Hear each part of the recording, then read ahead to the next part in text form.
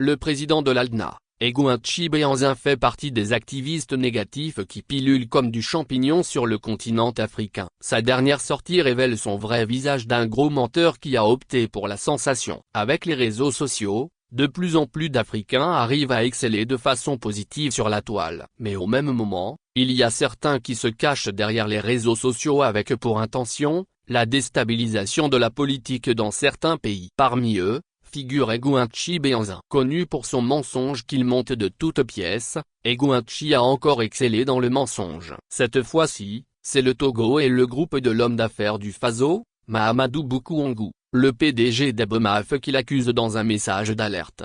Titré à votre attention SVP.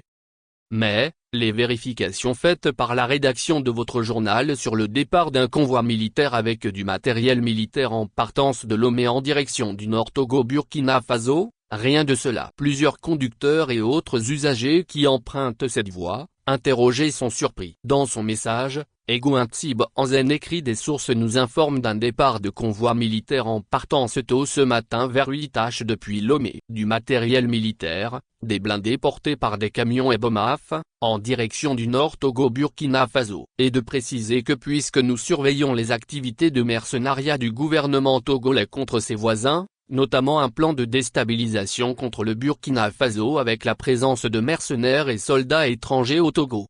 Le menteur Egountchi ne s'arrête pas là. Il a dans son message lancé une invite aux populations à informer et si possible, et à transmettre des photos ou vidéos via WhatsApp au +33 7 53 72 18 31 ou par mail à egountchibehanzin@ldna.fr.